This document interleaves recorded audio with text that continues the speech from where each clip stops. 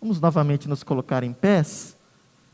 Eu quero, juntamente com você agora, dirigir a Deus uma oração. E nessa oração eu peço que você seja bem específico no seu pedido, pedindo ao Senhor que venha nos usar hoje aqui para transmitir a palavra dEle. Nós estamos ministrando aqui este estudo, mas sem a unção, o poder e o direcionamento do Espírito Santo, não passam de palavras ao vento. A palavra só tem poder quando ela é conduzida, quando ela é guiada e inspirada pelo nosso doce Espírito Santo. Senhor, eu te agradeço neste momento por poder estarmos aqui. Deus querido, como já foi cantado, adorado o seu nome, tu és tudo que nós precisamos. Então o que eu te peço é que neste momento, Senhor, venha nos usar para transmitir a palavra, a tua palavra, meu Pai querido, que é mais poderosa, afiada e penetrante do que qualquer espada de 2 fios. Pai querido, a tua palavra que é eterna e imutável, meu Pai querido, a tua palavra que é tudo que nós necessitamos dia após dia, fica conosco, ajuda-nos, ó Pai querido, a instruir a tua igreja na tua palavra, conforme a tua grande misericórdia, em nome de Jesus, amém. Abra sua Bíblia comigo, livro de Atos, capítulo 1.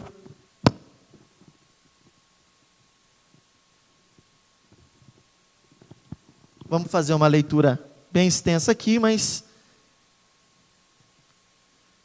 é bom nós lermos juntos. Versículo 3.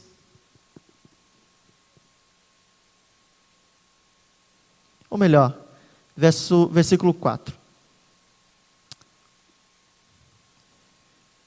Atos 1:4 diz: E certa ocasião, estando comendo com eles, ordenou-lhes: Não vos ausenteis de Jerusalém, mas esperai a promessa do Pai, a qual de mim ouvistes.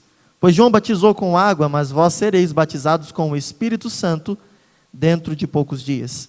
Aqueles que se haviam reunido perguntaram-lhe: Senhor, restaurarás tu neste tempo o reino de Israel? Ele lhes disse: Não vos importa saber os tempos ou épocas que o Pai determinou pelo seu próprio poder? Mas, no entanto, recebereis poder ao descer sobre vós o Espírito Santo, e sereis minhas testemunhas, tanto em Jerusalém como em toda a Judéia e Samaria, e até os confins da terra. Depois que lhes disse isto, vendo eles, foi elevado às alturas, e uma nuvem o recebeu, encobrindo a seus olhos. E estando eles com os olhos fixos no céu enquanto ele subia, de repente junto deles se puseram 2 homens vestidos de branco, os quais lhes disseram: Varões galileus, por que estáis olhando para o céu? Esse Jesus, que dentre vós foi elevado ao céu, há de vir assim como para o céu o viste ir. Então voltaram para Jerusalém, vindo do monte chamado das Oliveiras, que fica perto de Jerusalém, a distância de caminhada de um sábado. Tendo chegado, subiram ao aposento onde estavam hospedados. Estavam presentes Pedro e Tiago, João e André, Filipe e Tomé, Bartolomeu e Mateus, Tiago, filho de Alfeu, Simão o Zelote e Judas, filho de Tiago. Todos estes perseveraram juntos em oração e súplicas, com as mulheres com Maria, mãe de Jesus, e os seus irmãos. Naqueles dias levantando-se Pedro no meio dos discípulos, ora, a multidão reunida era de quase 120 pessoas, disse: Irmãos, era necessário que se cumprissem as Escrituras, que o Espírito Santo disse pela boca de Davi acerca de Judas, que foi o guia daqueles que prenderam Jesus. Ele foi contado conosco e participou deste ministério. Ora, este adquiriu um campo como recompensa do pecado, e jogando-se de cabeça, partiu-se ao meio, e todas as suas entranhas se derramaram.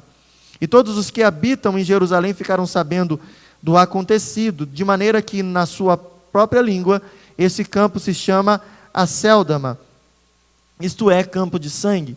Pois o livro de Salmos foi escrito: fique deserta a sua habitação, e não haja quem nela habite, e tome outro a sua liderança.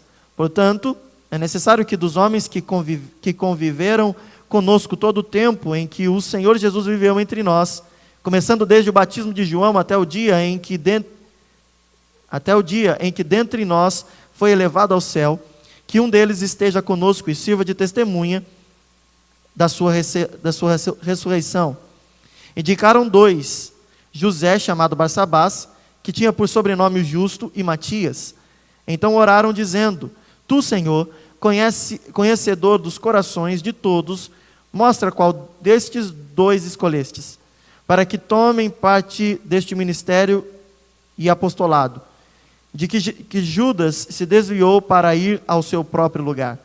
Lançando-lhe sorte, caiu a sorte sobre Matias, e por unanimidade foi contado com os 11 apóstolos.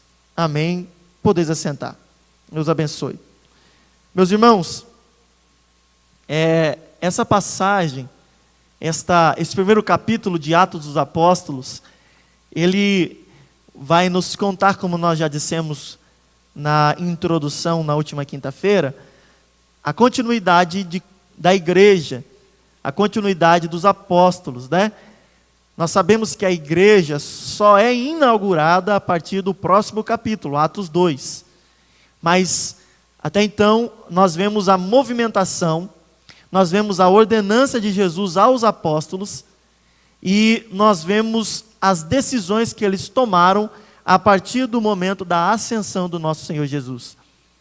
Eu disse na última quinta-feira que Lucas ele tem a intenção apologética de defender a fé, defender o Evangelho de Cristo. E eu esqueci de dizer aos irmãos que nesse momento, no intento que ele tinha de defender a fé junto ao Império Romano, né, haja vista o cargo que muitos historiadores dizem que Teófilo tinha, que é aquele a qual a carta, o Evangelho de Lucas e o livro de Atos são endereçados, nós vemos que, a priori, no primeiro momento, Lucas ele falha nessa defesa. Porque a igreja, ela mesmo com essa ênfase, a igreja é perseguida.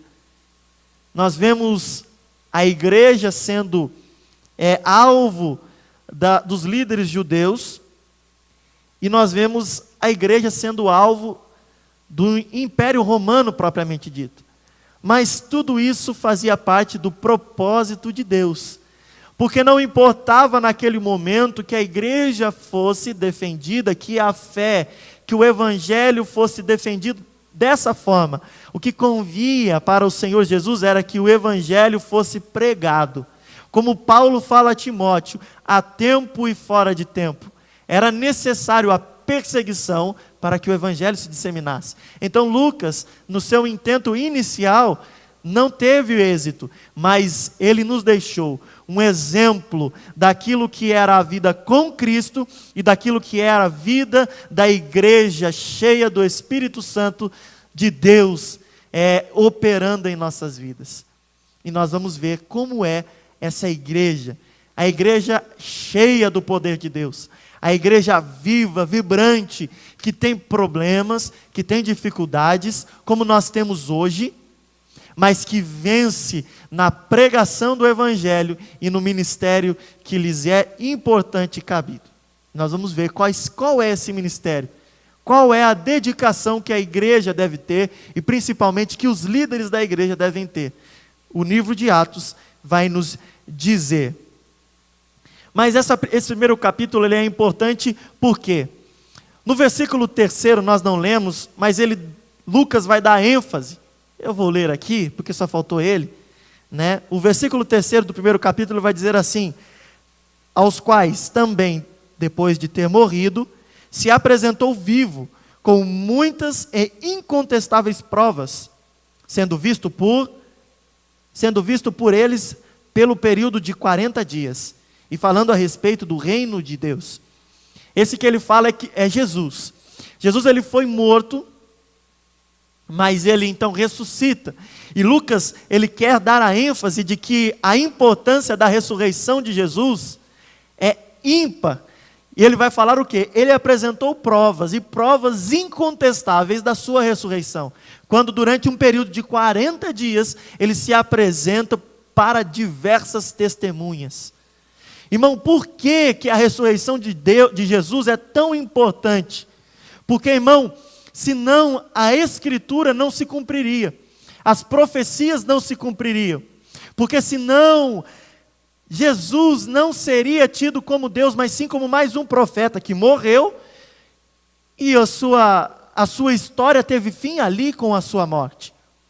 Mas a nossa fé, ela está embasada, não em um homem que morre e permanece morto, mas em um Deus que se encarnou, morreu, passou pelas mesmas dores que eu e você passamos, venceu, ao terceiro dia ressuscitou e mostrou para nós que a nós também está reservada uma ressurreição naquele dia em que Ele virá buscar a sua igreja.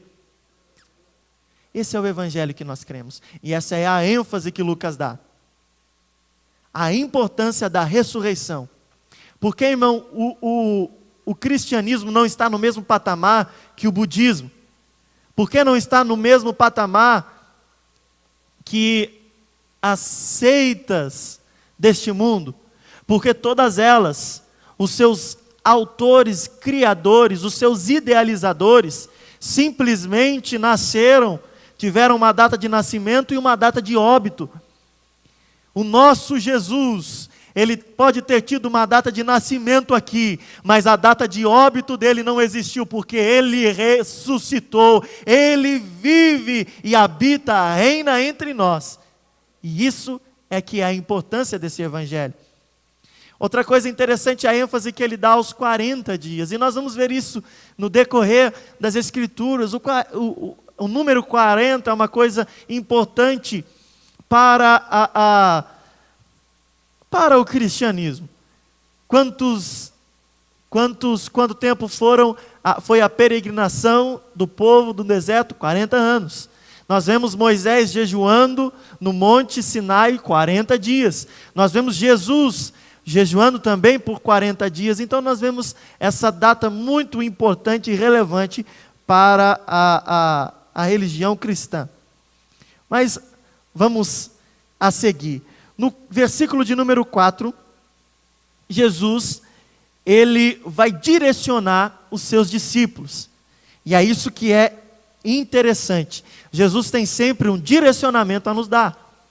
A palavra de Jesus, ela deve ser incontestavelmente seguida por nossas vidas, porque senão nós tendemos a desviarmos do caminho que Ele destinou a nós. Irmão, não tem como nós servirmos a Deus de uma maneira meia boca, como assim dizemos. Não tem como, nós não temos um posicionamento. Não tem como nós servirmos a Deus sendo mornos, como a palavra diz.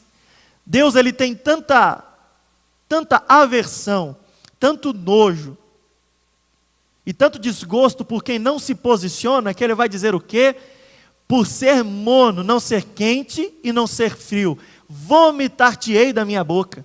Causa ânsia ao Senhor a pessoa que não tem posicionamento, a pessoa que não decide, eu vou ser um cristão, ou eu vou ser uma pessoa reprovada, um réprobo. Eu vou ser uma pessoa que serve ao Senhor, ou eu vou ser uma pessoa mundana. O Senhor, Ele sempre quer que nós tomemos uma posição. Ele não quer que nós fiquemos em cima de um muro. Ele não quer que nós fiquemos assim, meio lá, meio cá. O crente Raimundo, pé na igreja, outro no mundo.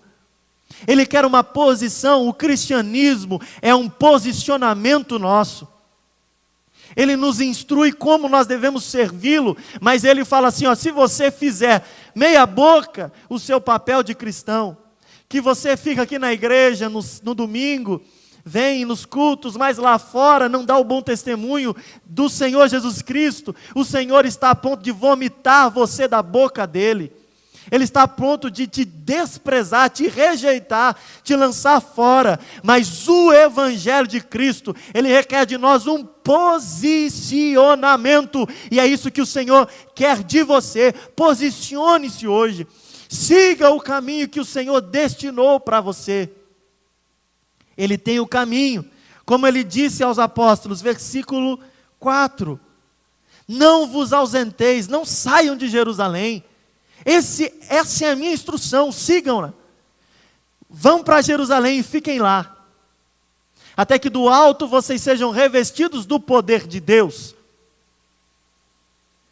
Jesus tem uma instrução, ela pode ser ou não ser seguida, não é verdade? Você pode decidir o que você vai fazer, você tem liberdade. Liberdade. Agora, o que você não pode é escolher as consequências do seu ato. A gente escolhe o que planta, mas não escolhe o que a gente colhe, porque todo fruto, ele vem de uma semente que foi plantada. Então, a semente você pode escolher, mas o fruto você não escolhe. Escolha ouvir a voz de Jesus e obedecê-la. Ele fala, fiquem em Jerusalém. Fiquem em Jerusalém. Estejam lá, porque vai acontecer algo lá, que vai transformar a sua vida, e através dessa transformação, o Evangelho, através dessa transformação, a minha mensagem vai ser disseminada pelo mundo, e cumprirá então o que as Escrituras dizem, que obras maiores vocês poderão fazer.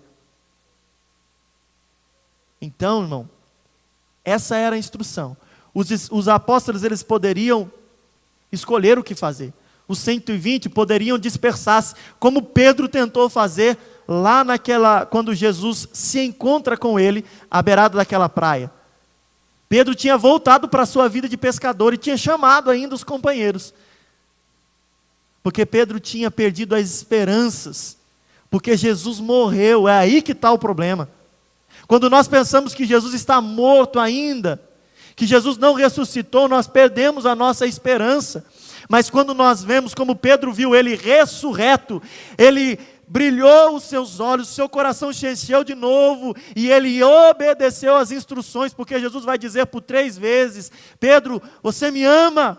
E ele vai dizer, Senhor, tu sabes que eu te amo, então vá e apacenta o meu rebanho. É um momento em que a voz do Senhor queima no coração de Pedro, e ele de fato aceita o seu ministério. Mas ele quase desistiu.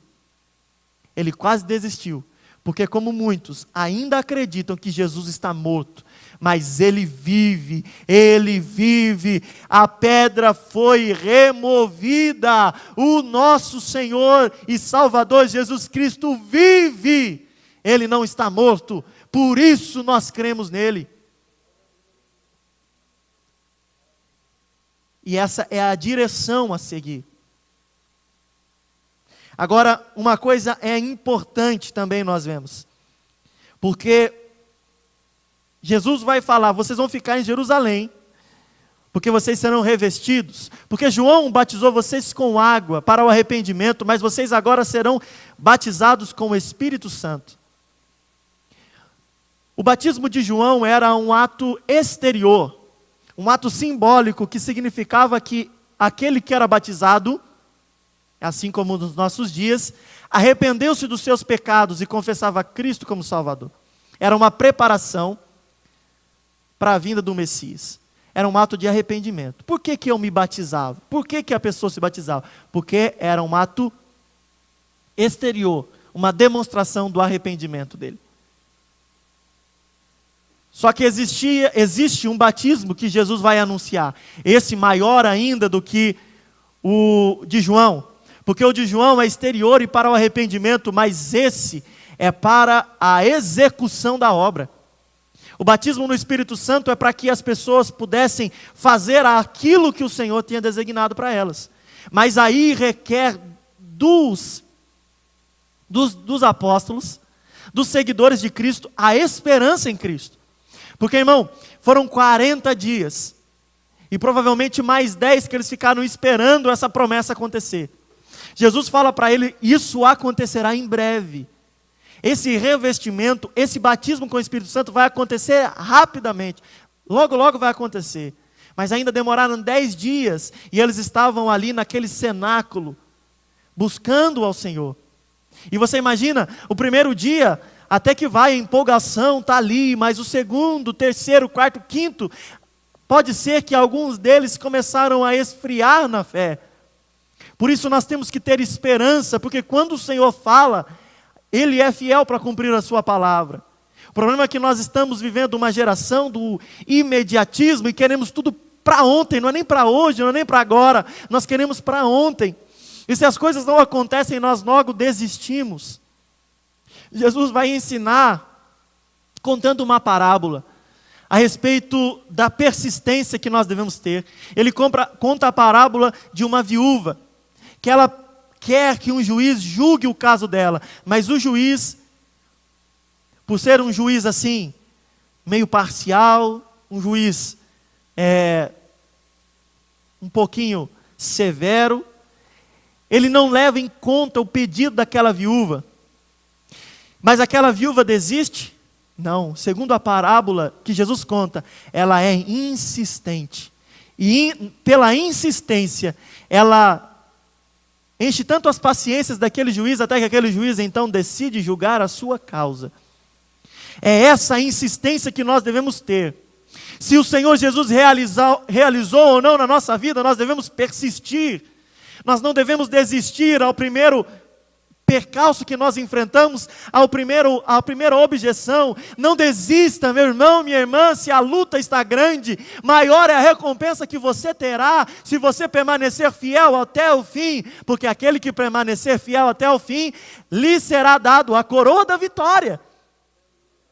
Então, irmão, ainda que nessa vida você não tenha a sua recompensa, há uma recompensa que é preparada para você na eternidade, aonde o ladrão não rouba, aonde a traça não corrói, aonde a ferrugem não corrói, aonde a traça não come, aonde você pode ter esperança que vai receber algo muito melhor do que você espera. Mas precisa você ter esperança no Senhor. Espera no Senhor, confia no Senhor. Hoje agora você imagina o seguinte, você imagina se Pedro, no seu ímpeto, nós sabemos que Pedro era impetuoso, ele era enérgico, no sanguíneo. Você imagina falar assim, 9 dias Jesus não fez nada, eu vou embora para minha casa. Vou sair daqui para quê?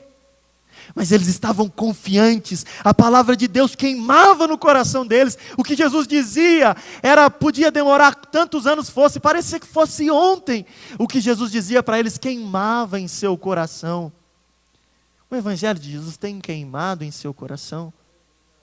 Você tem esperança no Senhor? Tem esperança de uma vida eterna? Você tem esperança de que o Senhor vai restituir tudo aquilo que o pecado destruiu? Você tem esperança no teu Senhor? Ou você perdeu as esperanças? Ou a luta é tão grande que te fez desistir, que te fez desanimar no meio do caminho, e você está por um fio de desistir de tudo? Há um pensador que diz que por um momento, lá no Getsêmani, a nossa salvação esteve presa por um fio. Quando Jesus fala a Deus, Pai, se for possível, passa de mim esse cálice. O sofrimento de Jesus era tão grande, a aflição era tão grande, como nós sabemos, ele suou grandes gotas de sangue. Nesse momento, a nossa salvação estava por um fio. Acontece que esse fio, Carlinhos, era um fio de aço e ele não se arrebentou. Essa é a esperança que nós devemos ter, porque Jesus não desistiu por amor de mim e de você, e eu quero que você também não desista por amor a Ele, porque Ele fez tudo por você e Ele conta com a sua perseverança. O presbítero Leôncio ensinou aqui no sábado, falando sobre a esperança. A tribulação, ela gera essa perseverança. E a perseverança, ela vai trabalhando na nossa vida. E tudo o que está acontecendo ao nosso redor serve para reforçar, alicerçar e aumentar a nossa fé em Jesus. Porque a fé é a base da nossa esperança. Se nós não cremos em Jesus, não acreditamos no que Ele disse, de que Ele falou realmente uma verdade, a nossa esperança, nós não poderemos ter esperança nele. Por que você tem esperança de que você vai receber o seu salário? Porque você trabalhou para recebê-lo, mas você tem esperança porque a sua empresa honra com os compromissos. Agora, se a sua empresa deixa de pagar você 1 mês, 2 meses, 3 meses, você vai ter esperança todos os meses de receber? A sua esperança vai reduzindo. Mas a nossa esperança não está alicerçada em palavra humana. Não está alicerçada no dinheiro, que se corrompe, se desgasta e perde o seu valor. A nossa esperança está alicerçada numa palavra que é fiel e eterna. Podemos ler aqui uma passagem?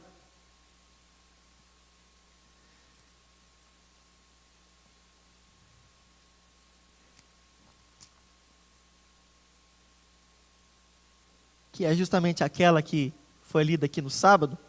Gostaria de ler, não somente isso, Romanos 5, 3 ao 5, não somente isso, mas também nos gloriamos nas tribulações, sabendo que a tribulação produz perseverança, e a perseverança a experiência, e a experiência a esperança. Ora, a esperança não traz confusão, porque o amor de Deus está derramado em nosso coração pelo Espírito Santo que nos foi dado. Uma palavra a respeito dessa experiência que é produzido pela perseverança que Paulo vai falar aqui. Eu até hoje, nenhuma das experiências que eu tive com Deus foram experiências assim, agradáveis. Todas elas vieram para justamente provar a minha fé e a minha persistência nesse evangelho. E todas elas geraram algo na minha vida, uma marca na minha vida, para que eu pudesse sempre aumentar a minha esperança em Cristo Jesus. Então muitas vezes nós pedimos para termos experiências com Deus, e Deus manda, mas as experiências com Deus, na maioria das vezes, se não em todas as vezes, não são experiências que no momento nos agradarão, mas que transformarão um momento, às vezes difícil, em algo muito proveitoso para as nossas vidas. E nós vemos a continuidade. Os apóstolos então perguntam: Senhor, é esse o momento em que o Senhor restaurará o reino de Israel? Irmão, essa era uma visão que os apóstolos ainda cultivavam entre eles. Embora eles tenham convivido com Cristo por mais de 3 anos, aprendido, ouvido seus ensinamentos, eles acreditavam que Cristo viria restaurar simplesmente o reino geográfico, social e político de Israel. Eles acreditavam que Cristo tiraria Israel da mão do Império Romano e lhes daria liberdade, lhes daria a autoridade que eles tinham na época de Davi. Por isso, Jesus, filho de Davi, porque eles acreditavam que Jesus seria aquele que daria a continuidade, a glória, o poder que Israel tinha na época de Davi. Mas essa era uma visão limitada daquilo que o Senhor queria fazer. O Senhor queria mostrar a eles ainda mais um reino que não tinha limite geográfico, um reino que não tinha local físico para acontecer, um reino que não conquistaria as pessoas à força, mas conquistaria os corações de cada um, como conquistou os nossos corações. O reino dos céus está implantado hoje em nossas vidas. Nós fazemos parte do reino de Deus. Nós um dia reinaremos com Ele, Ele restaurará todas as coisas, mas nós já cremos que o nosso Rei está reinando em nossas vidas e obedecemos a Sua autoridade, a Sua palavra. Os discípulos, apóstolos, tinham um pensamento limitado de que o reino de Israel é pecado, mas Cristo em breve virá, restaurará todas as coisas, tudo voltará à sua origem para a glória do seu nome. E nós reinaremos com Ele, subiremos para Ele a uma nova Jerusalém. Lá não haverá choro, não haverá dor, não haverá cansaço, não haverá coisa alguma, porque a velha ordem já se passou, e as coisas novas irão se fazer, e Ele enxugará dos nossos olhos toda a lágrima. Irmão, você está sofrendo, irmão, você está sofrendo, a luta é grande, tenha esperança no Senhor, porque um dia o Senhor, toda a lágrima que você derramou aos pés dele, será enxugada por Ele. Ele faz conta de cada uma das suas lágrimas. Apocalipse vai nos dizer que é apresentado ao Senhor um cálice com o incenso, e aquele cálice e o incenso são as lágrimas dos santos, as orações dos santos. Então toda a oração que você fez, em lágrimas, sofrendo, o Senhor tem a contabilidade, guardado cada uma delas, e Ele não vai deixar nenhuma delas passar. Tudo vai se cumprir na sua vida, creia nele, Ele é fiel, Ele é poderoso, a sua palavra não vai voltar atrás. Essa era a visão dos apóstolos.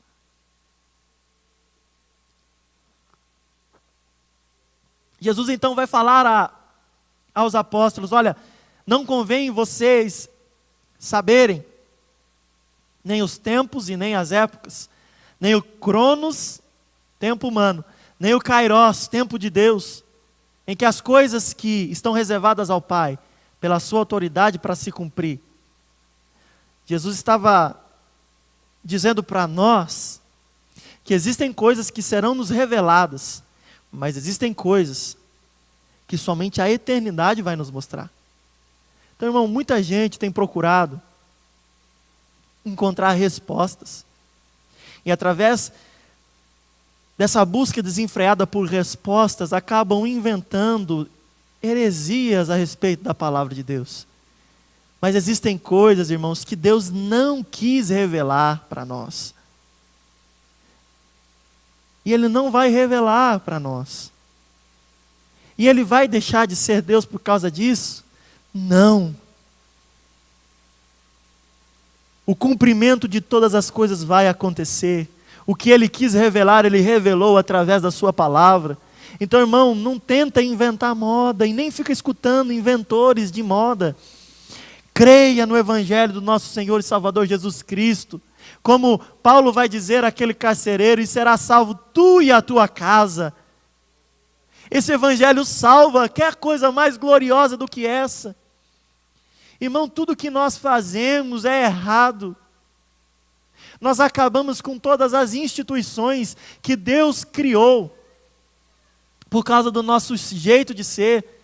A primeira instituição, o casamento, o ser humano, o homem e a mulher, por serem pecadores, acabaram com o casamento, ou estão tentando acabar com o casamento, com a família, pelas suas ideologias malignas, por tentarem encontrar respostas fora da palavra de Deus. O homem perverteu todas as coisas. O homem perverte todas as coisas, pelo pecado que é inerente à nossa natureza caída, mas o Senhor redime todas as coisas. Então eu quero te dizer, está dando errado lá no teu casamento, está dando errado lá na tua empresa, está dando errado lá com o seu círculo de amizade. Eu vou te dizer, o Senhor Jesus, Ele veio para restaurar toda a vida do ser humano. Talvez o que esteja te faltando é voltar-se para as Escrituras e seguir a Deus. Chega de seguir ideologias, chega de seguir ensinamentos e doutrinas de homens, ou até mesmo de demônios. O Senhor quer te libertar e te trazer para perto dEle, e somente as Escrituras vão te ensinar o padrão correto de viver.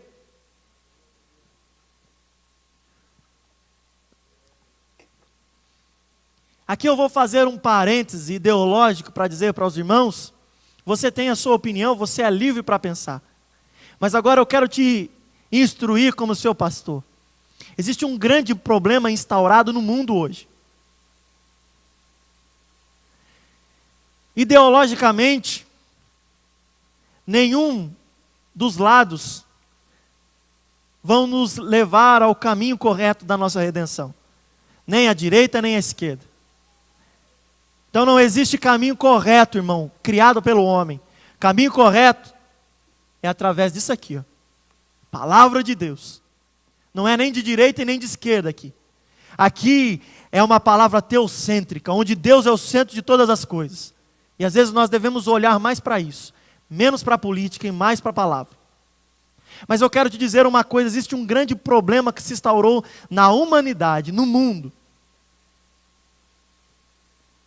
Hoje, nós não vemos mais pessoas endemoniando, você já viu isso? Pessoas possessas de demônios, nós vemos algumas vezes, mas diminuiu bastante. Porque o diabo agora não entra mais no corpo da pessoa. O diabo está entrando na mente das pessoas, implantando ideologias malignas que querem acabar com tudo que Deus criou. E você sabe aonde o diabo usa mais isso? Aonde o diabo colocou os seus ovos e vem conquistando o mundo inteiro? Justamente nessa ideologia socialista e comunista. Infelizmente, irmão, quer que você goste ou não. Porque tudo eles querem acabar. Eles querem acabar com a base social que a família produz. Irmão, por que que o mundo está virado num chapéu velho, como diz o ditado? Porque as famílias estão sendo deturpadas por conta de um excesso de liberdade. O ser humano não sabe lidar com a liberdade, vira tudo libertinagem.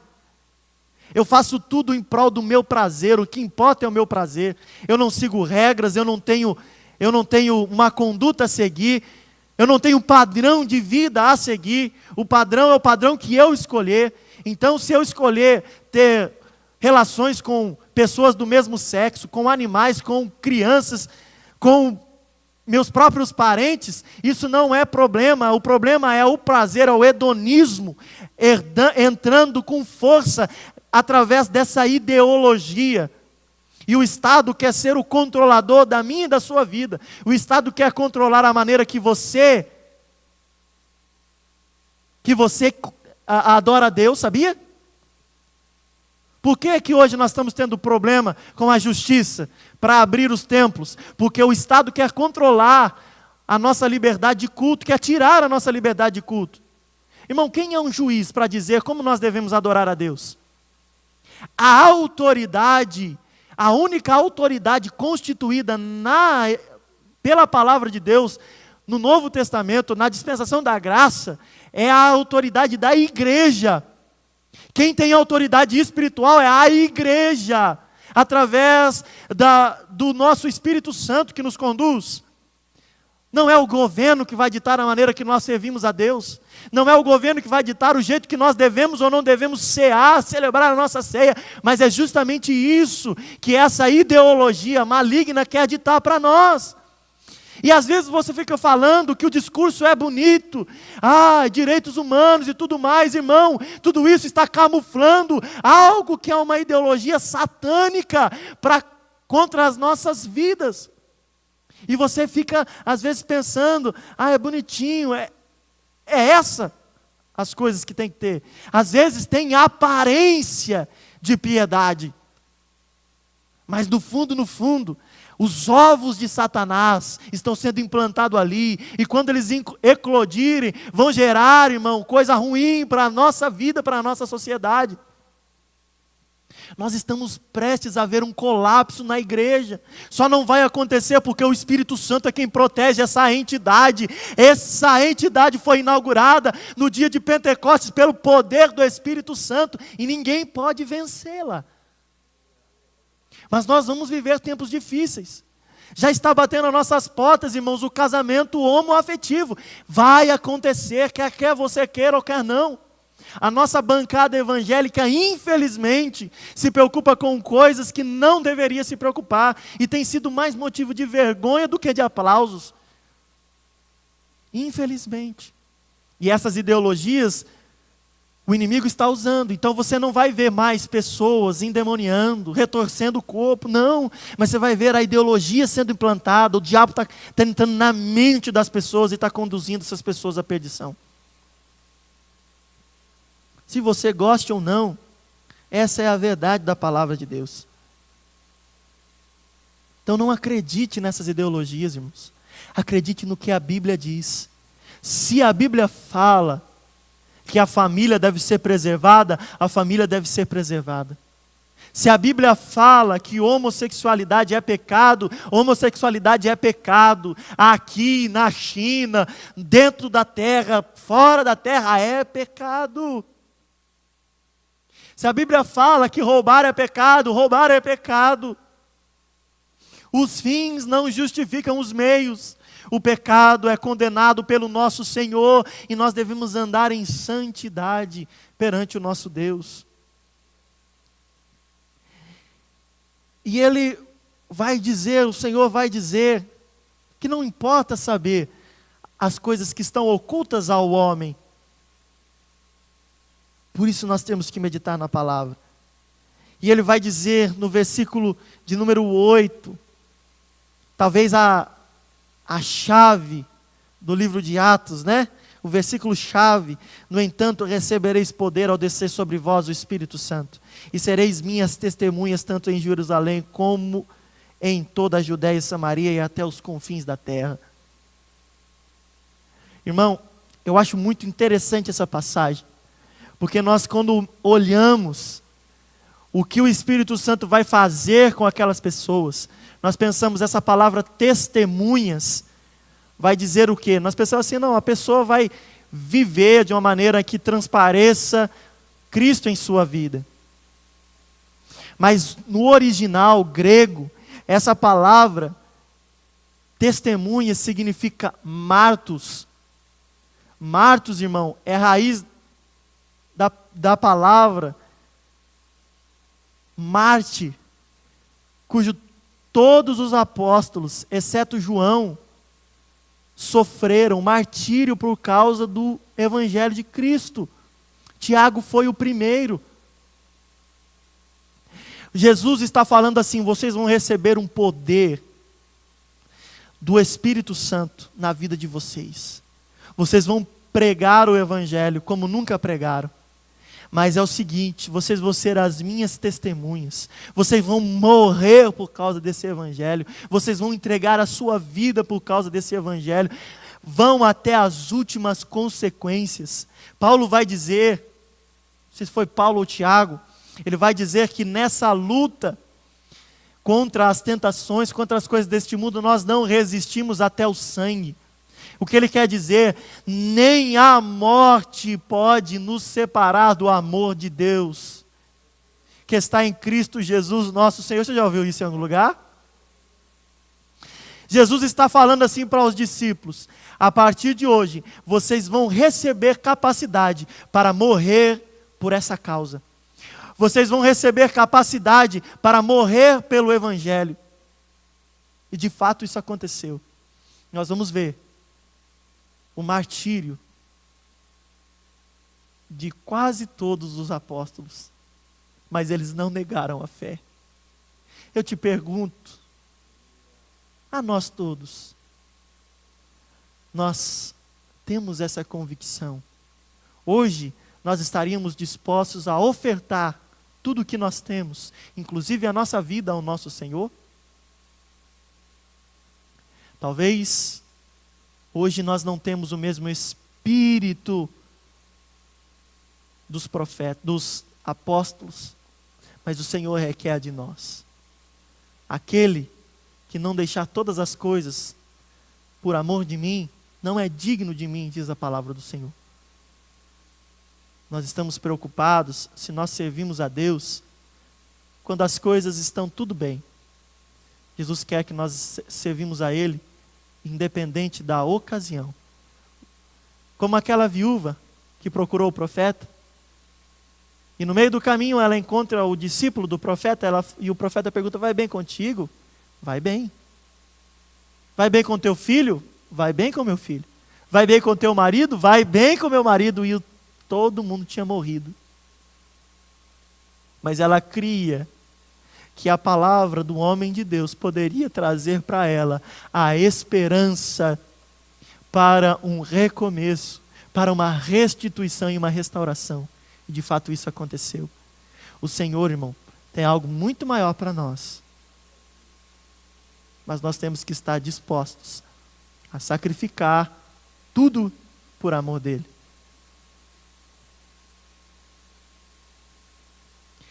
E continua. E Jesus então é assunto ao céu. E ao subir ao céu, os apóstolos vão olhando e de repente ele desaparece entre as nuvens. Nuvem é uma coisa muito interessante quando se fala na Bíblia. Porque nuvem, irmão, representa o quê? A glória de Deus. A presença de Deus. Então Jesus subiu para a glória de Deus. E quando ele está subindo, eles ainda estão olhando e pedem Jesus de vista. Eis que surgem dois varões, dois anjos, e falam: o que vocês estão olhando? Este mesmo Jesus que subiu, um dia vai descer, da mesma maneira que vocês o viram subir. Jesus vai voltar, irmão, para buscar a igreja. Eu acredito que os apóstolos possam ter ficado tristes, rolado uma lágrima, quem sabe, ao ver Jesus partindo. Mas a esperança foi restaurada quando eles ouviram, do mesmo jeito que ele subiu, ele vai voltar para buscar aqueles que permanecerem fiéis até o fim. E Paulo vai falar exatamente isso, que ele vai voltar para buscar a sua igreja nos ares. É como se ele continuasse da onde parou. No mesmo lugar onde os apóstolos viram ele pela última vez, ele vai estar ali por mais uma vez, buscando aqueles que foram fiéis, que serão fiéis à igreja do nosso Senhor Jesus Cristo. E ele está perto de voltar, creia no Senhor.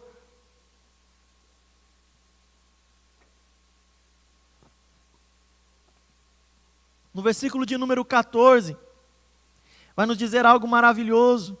Todos esses perseveraram juntos em oração e súplicas com as mulheres, como Maria, com as mulheres, com Maria, mãe de Jesus e seus irmãos.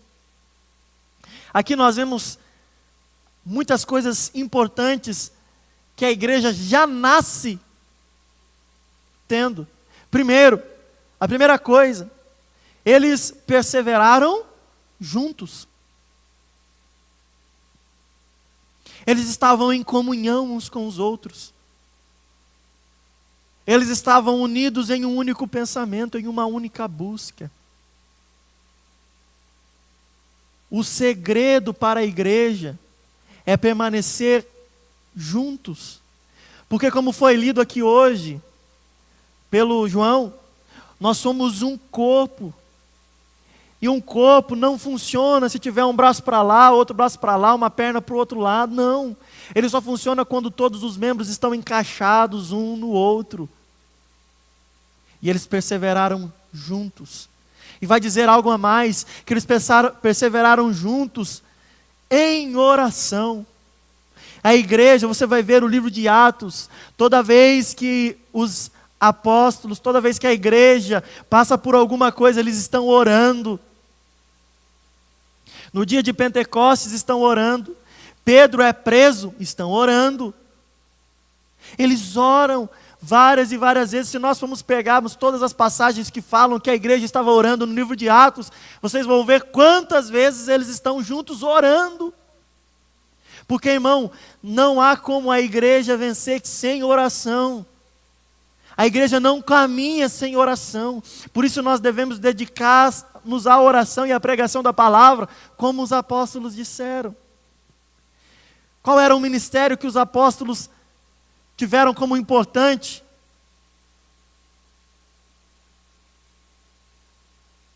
A oração e a pregação da palavra. Sem isso, irmão, não há como prevalecer. A igreja não permanece, a igreja não cresce. Nós temos que permanecer em oração, orando e buscando ao Senhor, pregando a palavra. Essas duas coisas são duas coisas indispensáveis. Talvez alguém possa te perguntar: o que é mais importante? Orar ou pregar a palavra? E você pode responder: um avião, qual que é mais importante para um avião? A asa direita ou a asa esquerda? Não tem como nós permanecemos sem esses dois fundamentos, que desde os primórdios da igreja já existem. Essa é a parte indispensável para o crescimento da igreja. E nós vamos ver no versículo de 15, no versículo número 15, que Pedro então se levanta no meio da congregação para expor um problema e trazer a solução de um problema. O que eu aprendo, irmão, é que desde o começo da igreja, a igreja possui uma liderança. E o livro de Atos vai deixar isso muito claro. A igreja possui uma liderança petrina no seu começo e depois uma liderança paulina. Essas são as duas lideranças. Talvez me atreva até a dizer que Pedro lidera a igreja de Jerusalém e Paulo as igrejas gentílicas. E o mais importante de nós entendermos é que todos nós precisamos de uma liderança. Todos nós precisamos de uma autoridade acima de nós. Vamos ver se na Bíblia esse é um fundamento seguido. Davi foi o rei de Israel, segundo o coração de Deus, certo?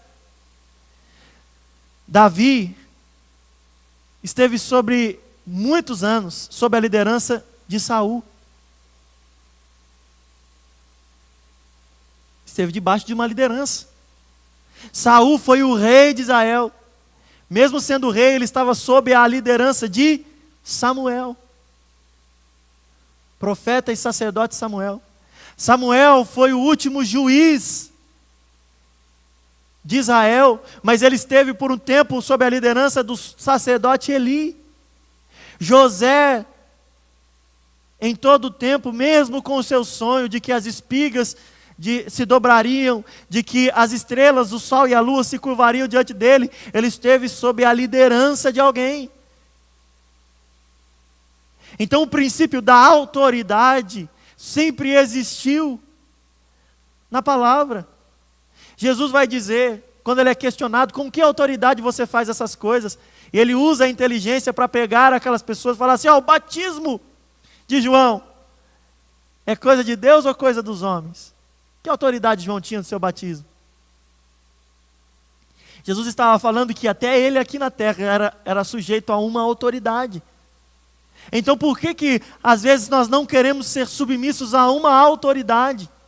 Nós queremos fazer tudo do nosso jeito, não queremos obedecer, não queremos acreditar que existe uma autoridade que foi constituída por Deus para conduzir-nos àquilo que Deus quer para nós. Pedro se levanta como autoridade, talvez a primeira autoridade na igreja, e a autoridade humana sobre a igreja, tomando decisão, trazendo o problema, mas tomando a decisão para si. E aqui nós vemos que Pedro vai fazer o discurso do que aconteceu com Judas, e nós vemos que Deus está sempre no controle de todas as coisas, porque embora Judas traia Jesus, e nós pensamos que a traição é uma coisa ruim em si, mas tudo isso, e Pedro vai dizer, é cumprimento de algo que já havia escrito, e ele cita os Salmos para isso. Então, irmão, o diabo, ele pensava que ele estava indo na frente, que ele iria aplicar o golpe, que Jesus seria derrotado. Só que, enquanto o diabo está indo, o nosso Deus já foi e voltou infinitas vezes. Lutero vai dizer, acho que é Lutero que diz, que, eu acho que é Lutero, se não for, mas foi outra pessoa, que até o diabo é o cachorro de Deus. Ele está sujeito à autoridade de Deus, e isso é uma realidade. Nós sabemos que ele já foi derrotado, que ele já foi vencido. Cristo Jesus, o nosso Senhor, venceu o nosso adversário, então não tenha medo das investidas do diabo. Tem irmãos que falam, eu vou orar aqui em espírito para que o diabo não escute e frustre os meus planos, ou vou orar em línguas para que o diabo não entenda. Irmão, os planos de Deus para mim e para a sua vida não podem ser frustrados, independentemente do diabo querendo ou não querendo. Maior é o que está conosco do que o que está no mundo. Nós não devemos ter medo das investidas do diabo. O diabo é um derrotado, é um cabeça esmagada. Maior e mais soberano é o Senhor na sua vida, meu irmão, minha irmã. Tem crente que é supersticioso, que fala, não, lançaram uma macumba contra mim e tal. Irmão, nenhuma praga chegará à tua tenda, porque o Senhor habita na tua casa. Olha só o que aconteceu com Jesus. Foi traído por Judas, foi morto. Que terrível coisa o diabo fez usando Judas. Mas isso era plano soberano do nosso Deus. Enquanto o diabo tentava frustrar os planos de Deus, Deus estava aplaudindo e falando: acabei com o véu que separava os meus filhos da minha presença. Então o diabo não frustra os planos do nosso Senhor. E nós vamos ver Pedro falando isso. Só que, ai daquele que der ouvido ao diabo. E você vai ver o fim de Judas. O Evangelho de Mateus vai dizer que Judas tirou sua vida através de um enforcamento. E aqui o livro de Atos vai dizer que ele se precipitou e ele rompeu o seu ventre e as suas entranhas saíram para fora. Agostinho vai dizer que nenhum texto contradiz o outro, por quê? Porque Judas se enforca e a corda ou o galho se arrebenta, e ao se arrebentar havia um precipício embaixo dele, e ele veio a cair daquele precipício, né? Mesmo depois de ter sido enforcado. Então um ato é consequência do outro. Mas olha que fim terrível Judas teve, porque deu ouvido ao diabo, porque o diabo entrou nele, ele seguiu as ordens do diabo. Nós temos que ter cuidado, irmão, porque ele anda ao nosso derredor, procurando tragar-nos, destruir-nos, acabar com a nossa vida. Judas tinha promessa para ele, Apocalipse nós vamos ver, a promessa que as 12 colunas do templo, as 12 portas, é no templo do Senhor, e essas 12 portas são os 12, tem o seu nome, o nome sobre elas escrito o nome dos 12 apóstolos. É uma promessa escatológica, os apóstolos, e os apóstolos representam o Israel de Deus. Assim como os patriarcas, as 12 tribos de Israel representavam a antiga aliança, os 12 apóstolos representam a nova aliança, a igreja do Senhor Jesus. Isso era para Judas participar, mas ele foi tirado fora, e houve a necessidade de se escolher o 12º, que foi Matias. Olha que prejuízo Judas teve. Era para ter uma porta escrito Judas no templo do Senhor, mas por causa disso ele perdeu a bênção, por dar ouvido ao diabo. Irmão, não dê ouvido ao diabo, ouça a voz do seu Senhor, que te diz, permaneça fiel, continue servindo a Deus, porque Ele quer te ajudar. Por que a necessidade da escolha dos 12, irmãos? Isso é, como eu falei, é escatológico. Apocalipse 21, versículo 12 a seguir diz assim: tinha grande e alto muro com 12 portas, e nas portas 12 anjos, e nomes escritos sobre elas, que são os nomes das 12 tribos dos filhos de Israel. Do lado do oriente tinha 3 portas, do lado do norte 3 portas, do lado do sul 3 portas, do lado do poente 3 portas. O muro da cidade tinha 12 fundamentos, isso é fundamento, não é porta, tinha 12 fundamentos, e neles estavam o nome dos 12 apóstolos do Cordeiro. Os fundamentos, irmãos, do muro da cidade celestial são os 12 apóstolos, e Judas era para estar ali, mas ele deu lugar ao diabo. O diabo tirou essa vitória dele. O diabo quer tirar a tua vitória, meu irmão, mas permaneça fiel a Cristo. Repreenda o diabo e siga o caminho que o Senhor tem para você. Tem muita gente dando lugar ao diabo, mas o Senhor é o Senhor das nossas vidas. Ele tem promessa, e a palavra de Deus diz que o ladrão, assemelhando ele ao diabo, veio para matar, roubar e destruir.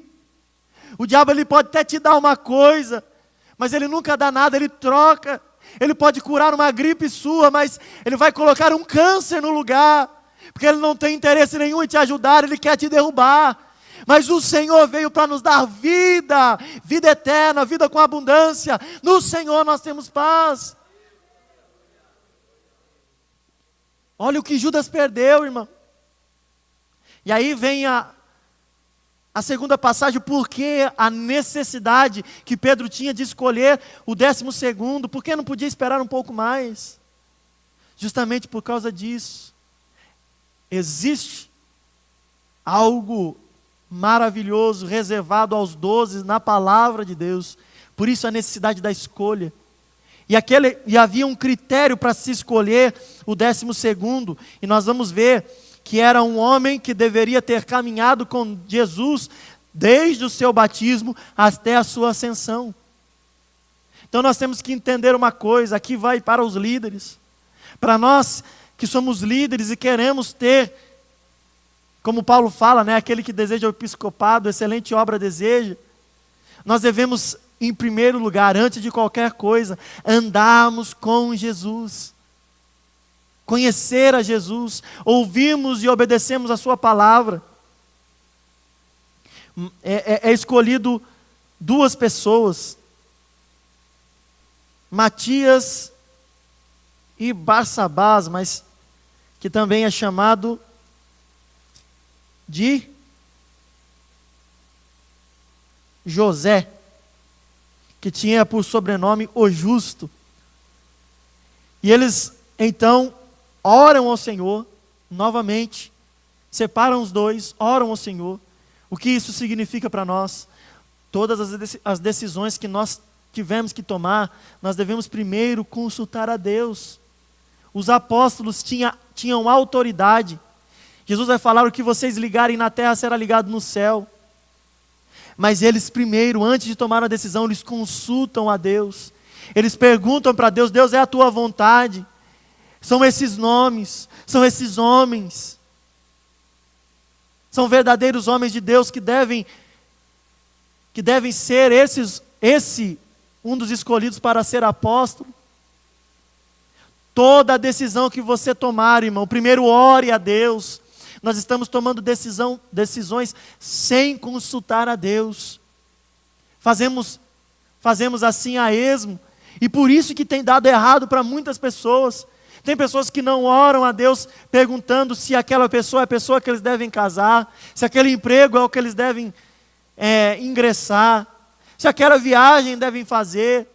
Querem fazer tudo de qualquer maneira, acabam até às vezes se afastando do Senhor por causa disso. Quantas pessoas nós vimos desviar-se dos caminhos do Senhor por causa de um casamento frustrado, fracassado. Não consultaram a Deus para saber se aquela era a vontade dEle. Quantas pessoas estão vivendo dias terríveis porque tomaram decisões que não foram embasadas pela vontade do nosso Senhor. Tome uma decisão, mas primeiro consulte a Jesus, consulte ao Senhor. E por último, então, eles lançam sortes para decidir quem seria.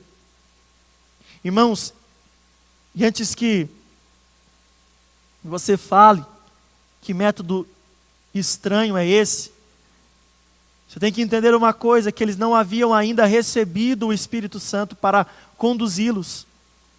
O Espírito Santo vai acontecer, a descida do Espírito Santo vai acontecer depois. Essa era uma prática aceita por Deus através da palavra. Era um método, provavelmente eles colocavam uma pedra, 2 pedras com o nome das pessoas dentro de um recipiente. E a primeira pedra que fosse retirada daquele recipiente, que caísse naquele recipiente, seria o nome escolhido. E Deus aprovava isso. Provérbios 16:33 vai dizer assim: a sorte se lança no regaço ou no colo, mas do Senhor procede toda decisão. Está dizendo que esse método o Senhor utilizava para poder mostrar a sua vontade. Nós vamos ver isso no Antigo Testamento. Mas isso é uma coisa do Antigo Testamento. Na nova dispensação, no tempo da graça, isso muda, irmãos. Por que isso muda? Porque agora nós temos o Espírito Santo que conduz os nossos caminhos. Nós não precisamos mais de lançar sortes. Nós precisamos consultar a Deus. O Espírito Santo responde em nosso coração.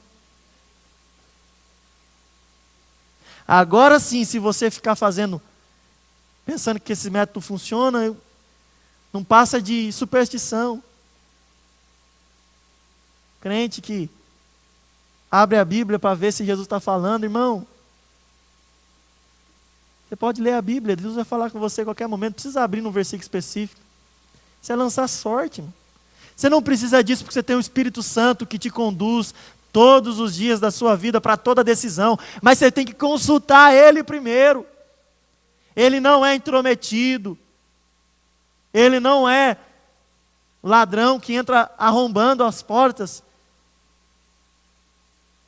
Ele vai pedir Ele vai esperar você autorizar Ele a agir, e quando você autoriza, Ele entra com a providência, te dando a resposta certa para a sua indecisão. Creia no Senhor.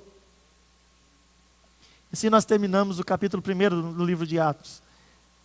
Nós vamos entrar no próxima quinta-feira no capítulo de número 2, e esse capítulo é um dos capítulos mais importantes do livro de Atos. O derramamento do Espírito Santo, a descida do Espírito Santo. A partir dali a igreja é instaurada, inaugurada definitivamente. E as coisas começam a acontecer num ritmo muito acelerado. Mas nós vamos deixar isso para a próxima quinta-feira. Mas que você guarde essas palavras no seu coração. Que você aprenda com essas decisões. E tome a decisão correta. Não desanime, não desista, permaneça na palavra do Senhor. E sempre busque ao Senhor para tomar uma decisão. Vamos nos colocar em pés. Lembrando a todos os irmãos que neste final de semana nós teremos culto. O culto aqui nesse final de semana será com a juventude, com jovens. Nós estaremos fazendo aqui um culto intitulado culto do amigo, né? Então, venha e traga um amigo para ouvir a palavra. Deus vai falar. Você às vezes não consegue pregar a palavra, tem vergonha, é tímido. Traga até a casa do Senhor, aqui a palavra será pregada. Eu tenho certeza que o Espírito Santo vai tocar no coração. Mas é muito importante, 2 coisas são importantes para nós hoje. Primeiro, o culto de ensino e a escola dominical. Todo domingo nós estamos tendo escola dominical. Eu vejo muita gente falando, mas a igreja não tem ensino. Não, a igreja tem ensino, irmão, você que não vem. Não, você vem, desculpa. Você vem porque você está aqui. Mas tem muita pessoa que reclama, que não é ensinado, que não é... Mas é porque não vem nem no culto de ensino e não vem nem na escola dominical. Qualquer vento de doutrina derruba a pessoa. Qualquer vento de heresia. Mas venha para a escola dominical, venha para o culto de ensino e o Senhor vai instruir você em toda a boa obra. Amém? Eu esqueci alguma coisa? Acho que não, né? Continue orando, irmãos. Deus tem obras a fazer. Nós estamos fazendo a obra do Senhor e essa obra carece das orações de todos. Tenho certeza que nós orando, como a igreja orava, o Senhor vai fazer multiplicar essa obra. Amém?